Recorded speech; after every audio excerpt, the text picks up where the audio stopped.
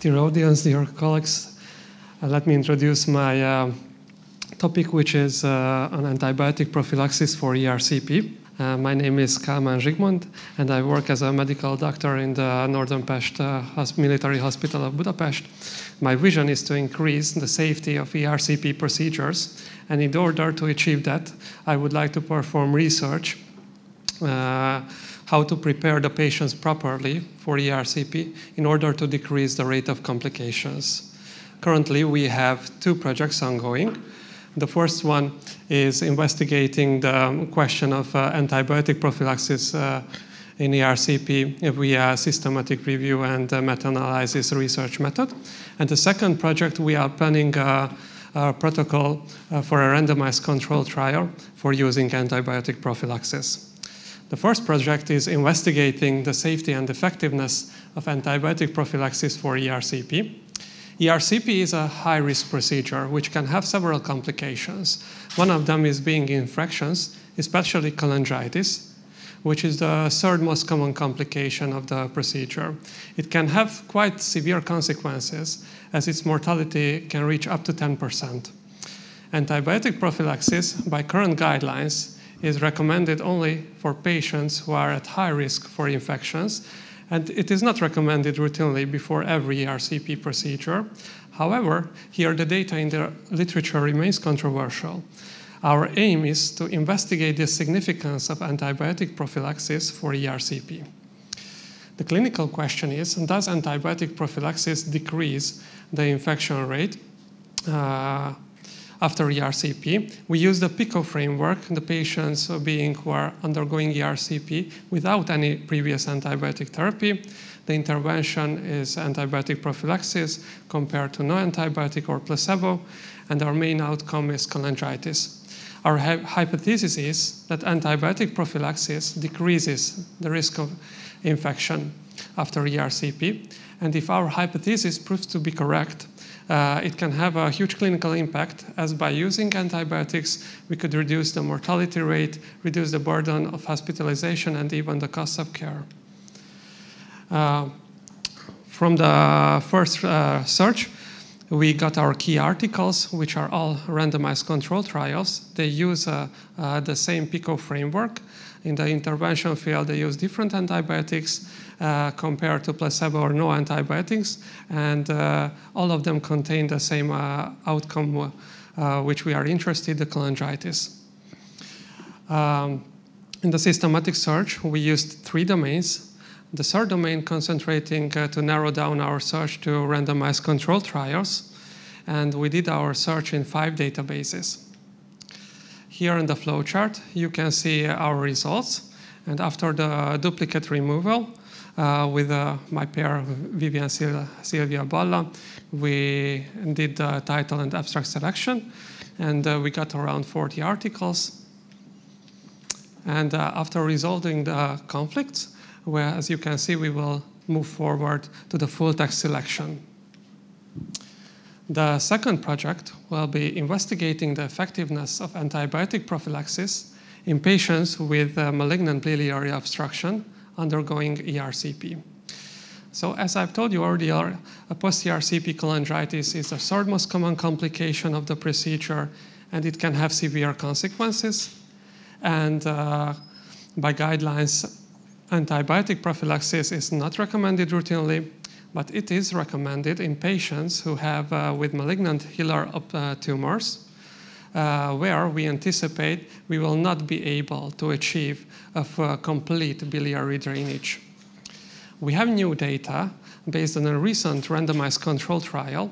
They used antibiotic prophylaxis, and they reached a significant decrease in post-ERCP cholangitis in benign biliary obstruction, and they have also seen a decrease in the tendency, but not a significant decrease of cholangitis in all kinds of malignant obstructions. So we want to investigate the significance of antibiotic prophylaxis for ERCP in patients with malignant biliary obstruction. The clinical question is the same, that does antibiotic prophylaxis decrease the rate of cholangitis in patients with malignant biliary obstruction compared to placebo? The patients who are undergoing ERCP with malignant biliary obstruction shown by the CT, MRI, or EUS. In the intervention group, we are trying to find a suitable antibiotic based on the resistance profile of the bacteria which causes cholangitis in our hospital. We would compare it to placebo, and the main outcome would be cholangitis. Our hypothesis is that antibiotic prophylaxis is superior to placebo in the prevention of cholangitis. And if it is true, we can also reduce the burden of hospitalization, reduce mortality. We would like to include adult patients who have a biliary obstruction caused by potential malignant tumors. And in the exclusion criteria, we would exclude those who got antibiotics within 1 week, show sign of cholangitis, had been undergone the previous ERCP procedure, and got previous sphincterectomy. We are excluding pregnant women and who are allergic to the chosen antibiotic.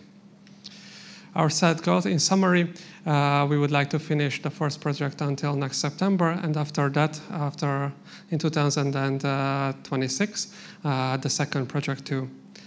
I would like to finish with the quote from Abraham Lincoln, "Leave nothing for tomorrow," which can be done today. Thank you very much. Congratulations on your presentation. I wanted to ask you, which patients are at risk for the post-ERCP cholangitis, in your opinion? Okay, based on the guideline, there are two categories. The first one, who have some kind of hematological malignancies, active hematological malignancies, and are immunosuppressed, for example, undergone liver transplantation. And the second one are who are, as I told you earlier, where we can anticipate we cannot achieve a full biliary drainage, patients who have a Hiller tumor or who are with primary sclerosing cholangitis. These are the categories. It was a very nice presentation. My question is that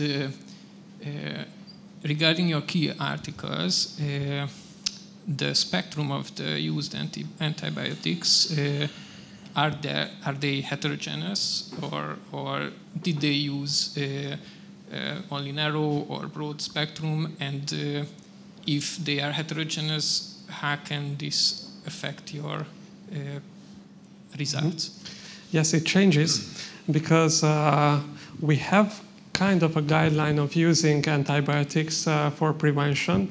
But they do not tell us which antibiotic we should use. They tell us a few of them, which covered a certain spectrum of bacteria. And each hospital and each region, they are changing the antibiotic prophylaxis based on their resistance profile of the bacteria. It can even change within one country, within different hospital in a city. So it's really heterogeneous, yes. And what would you recommend to give based on your opinion? The most frequent were cephalosporins, as I've seen in the literature, but it has to be modified based on the current in-hospital resistance profile for 100% sure. Okay, and when you've done your research, did you see anything about reduce by giving prophylactic antibiotics? Could that reduce the rate of infection caused by multi-resistant bacteria? Because we see that quite often. All those nasty bacteria grew from the cultures. In older research paper, they didn't address this issue, but I think this will be the hottest topic, as we have some papers that pop up in the last few years that are addressing this issue as more and more MDR bacteria are presenting. And they didn't address what kind of antibiotic prophylaxis we could use. I think if we aim for that, we have to use our strongest and most broad-spectrum antibiotics like carbapenems and maybe piperacillin or other things. Yes. Yeah, this would be very interesting to see. Yeah, thank you very much.